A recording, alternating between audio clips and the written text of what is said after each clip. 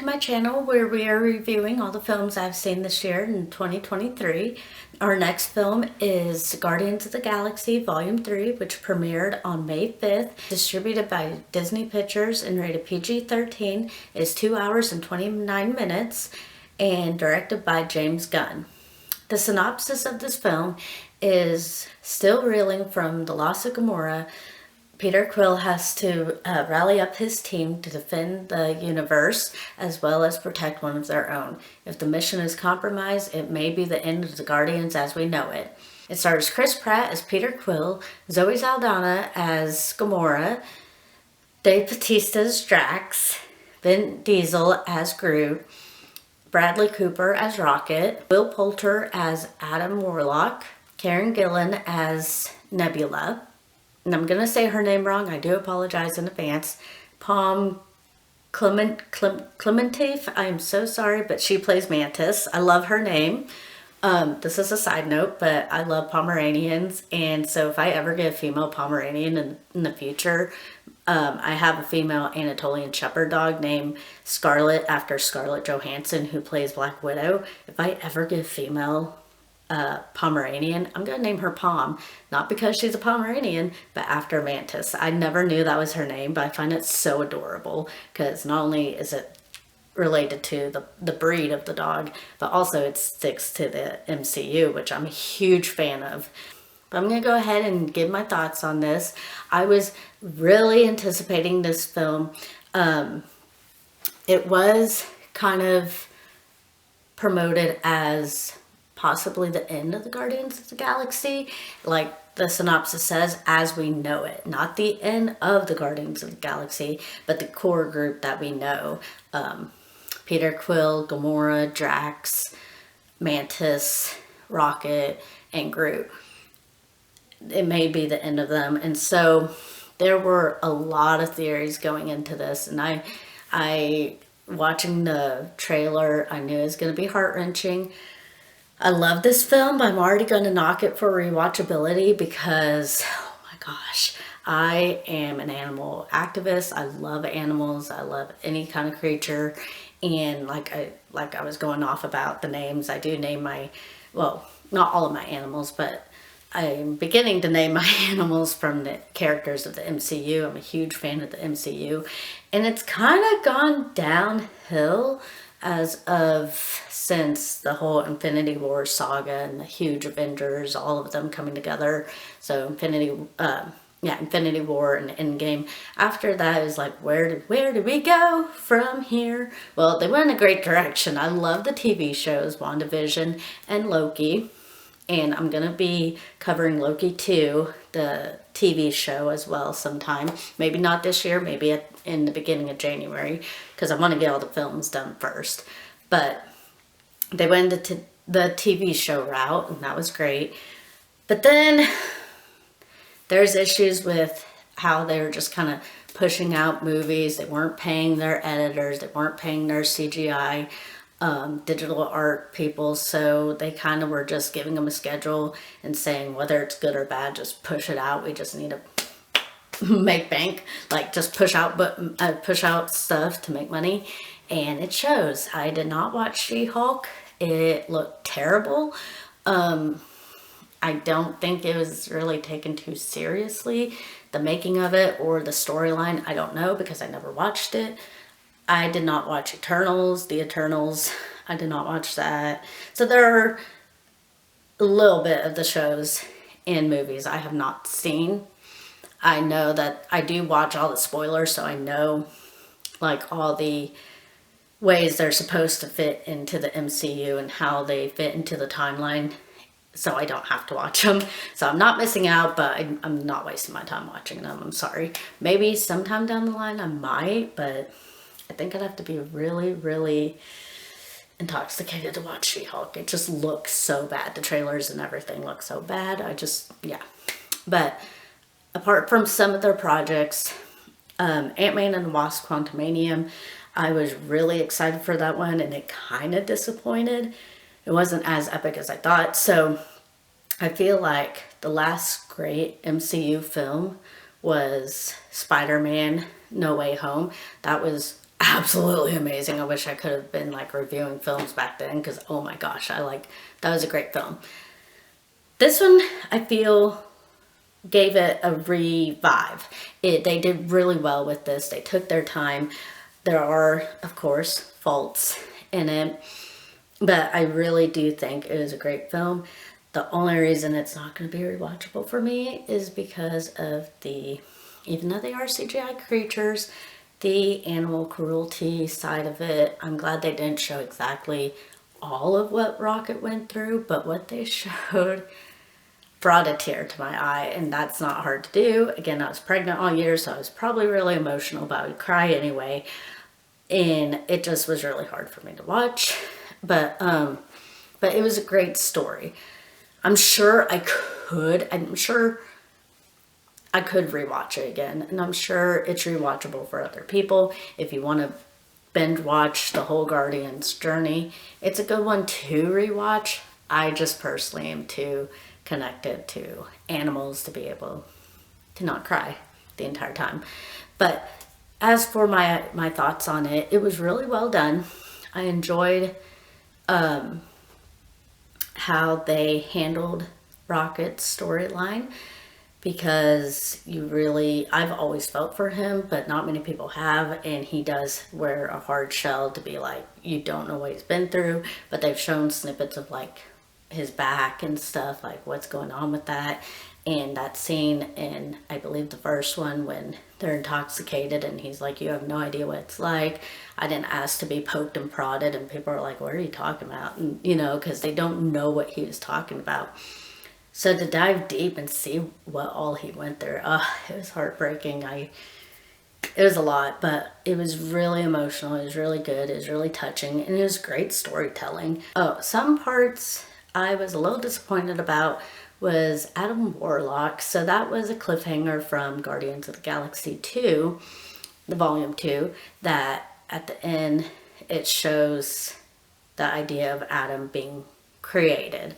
And his mother is like, I shall name him Adam. And it's like this big moment, and that Adam Warlock, originally in the comic books, he is the one who either helped or did fight Thanos in the Infinity Gauntlet.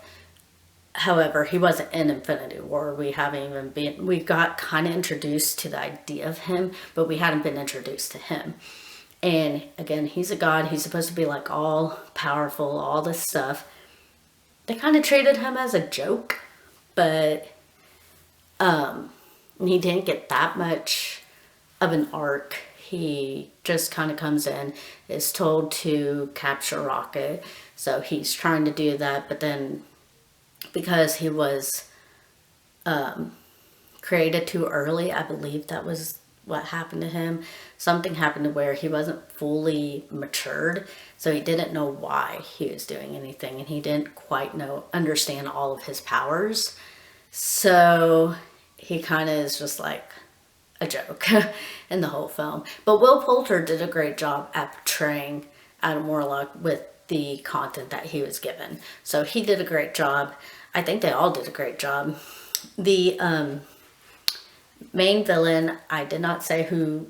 Usually I list them in the starring this person. I'll put his name as a tag screen here, but I'm not going to butcher his name. I already kind of butchered the actress of Mantis's name, which I apologize, but I know I will butcher his name. But the High Evolutionary, he was a great character. I think he was a really great bad guy. What did he say? He said a really good quote in it. You have an irrational obsession with this animal. You must stop, for God's sake. There is no God. That's why I stepped in. It kind of is that control of creatures and stuff that he wants to make a better world, a perfect world, and he really thinks he can do that. But the secret to making a perfect world is knowing there's no such thing. I really did expect some of the Guardians to pass away. I was really going into it trying to be strong because I knew Rocket's story was going to be sad, and I was fully prepared for Rocket to pass away. I knew this was the end of the saga. Dave Batista said he wants to venture away from the Guardians of the Galaxy, and this would be his last film. He's done great in other roles this year, so I knew that he was wanting to depart from it. I thought Chris Pratt said something, but I know he's had some controversy as well. But at the end, again, spoiler, the ending credit scene kind of says that he is actually going to be coming back in the next Guardians film as well. So, and oh yeah, I think, what is his name? The guy who plays Castle, I'll put his name right here as well. I can't remember it right now, but he guest starred in this, and I was like, hey, look, it's Castle. But, they break into their place, and there's a scene where I really thought Drax was gonna die. He gets shot and falls down. I really thought he was gone, but then the next scene he's just back up. So that's the thing with Marvel, is you can't really ever take anything too seriously, but except for the animal deaths, because I don't think they're coming back, except for in like those little dream sequences and stuff.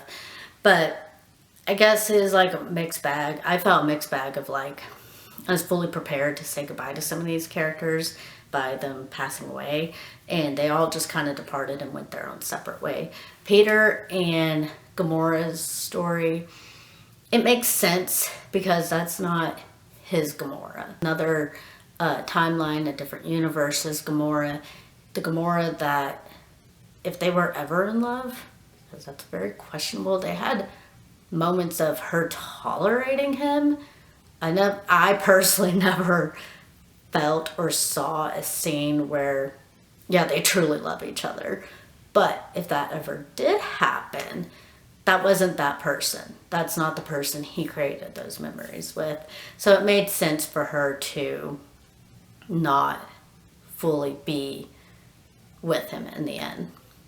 Groot, I caught on, a lot of people weren't really sure of this part, but again, this is spoiler, but when I forget what his line was. I think he said, I love you.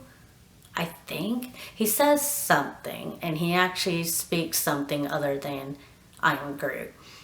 And I fully understand. I fully understood when he actually said something. A lot of people were like, oh my gosh, no, that must have been an error. Oh my gosh. No. We finally understand him. It took 3 movies for us to be able to speak and understand the language of Groot. Because that's what Rocket hears whenever Groot speaks. All we hear is, I am Groot. And he is like, no, man, that's not what they're saying. And it's like, okay, he just said, I am Groot. He's not having a conversation. Yeah, he is. He's speaking basically a different language. That is his language. So I thought that scene was really cute, because that Gamora, all she heard was just, I am Groot, I am Groot. So at the end, it was really cute when he says, I was like, oh, we can finally understand Groot. That's so cute. I really like that. Peter going back home to Earth made sense. Again, he'd been running away from his past for so long that it's like, there's still people at home that, you know, knew him as a little kid, and then he just poof disappeared, and they have no idea why. Everything that happened to him, his family at home doesn't know what happened to him. So I thought that was really cute. He went back home and let them know that he was okay. I think they wrapped everything up really well. I don't know about Adam Warlock being part of the new Guardians of the Galaxy, and the little kids where Drax was able to speak to the little children. I guess that was cute. It was kind of a last minute thrown in there moment. But yeah, overall, I really liked this film. I think the acting was great. I think it was cinematic. It had intrigue. The script was really well done. Oh, the script, when Peter Quill dropped the F-bomb. I am not someone who cares about swearing and cussing and stuff like that. If anything, people who censor themselves freak me out more, because if they're censoring what they're saying, they're censoring their thoughts. But ever since, not only being a mom, but just being more around kids, since I've been a substitute teacher and with my niece, It makes me feel awkward now when I know there's children in the audience. So when he dropped the F-bomb, I was like, I think that was the first time in a Marvel film that someone dropped the F-bomb, and I think I'm right on that. But I loved it. I still am an adult, and I love the fact he did it. Let's see, the score, they always are really well known for the songs that they put into the film. And that big battle scene, I believe they played, I think, what did they play? I think it was a Beastie Boys song. I can't remember exactly, but that was a really great scene. And I think this is iconic. Definitely, like I said, for where the MCU is right now, it really helped give it a little bit of life. It's literally like taking, like, clear Guardians of the Galaxy 3, like, oh, let's try to resuscitate this thing, because right now MCU has not been doing so great behind scenes and their projects they've been putting out. But let me know if you guys have seen this. If you like it, please let me know. Hit the like button, comment down below, and definitely remember to subscribe. It is just the beginning of December, and we have quite a few more films to get out before the end of the year. So definitely subscribe and hit that notification bell. And I'll see you guys at the next film. Thanks much. Bye.